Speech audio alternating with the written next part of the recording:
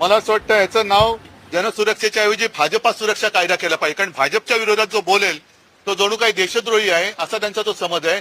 या कायद्याचा जो काही मसुदा आहे त्याच्यामध्ये कुठेही नक्षलवाद किंवा दहशतवाद असा उल्लेख नाहीये.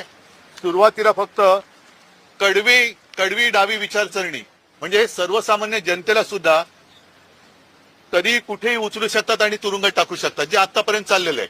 मला असं वाटतं याचं नाव जनसुरक्षेच्या ऐवजी भाजपा सुरक्षा कायदा केला पाहिजे, कारण भाजपच्या विरोधात जो बोलेल तो जणू काही देशद्रोही आहे असा त्यांचा तो समज आहे. म्हणून आम्ही त्यांना सांगितलं की आम्ही याला जरूर समर्थन दिलं असतं किंवा देऊ, पण तुम्ही ते त्यातले शब्द जे आहेत त्याच्यात सुधारणा करा.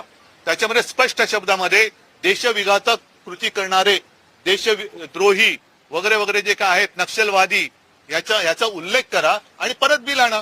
तर जो दहशतवादी असेल किंवा आतंकवादी असेल किंवा नक्षलवादी असेल त्याचा जात पात धर्म विचारसरणी न बघता त्याला शिक्षा केली गेलीच पाहिजे. पण ह्या कायद्यान्वये ते तेवढ्या पुरतं मर्यादित राहत नाही किंवा त्यांचा कुठे याच्यात उल्लेखच नाही. त्या 64 संघटनांची नावं जर तुमच्याकडे असतील आणि त्या देशविघातक कृत्य करत असतील असे पुरावे असतील तर तुम्ही त्यांच्यावर बंदी घालू शकता. त्यांच्याबद्दल कोणी तुमच्या आड येत नाही, पण अशा 64 संघटनांची नावं जाहीर करा.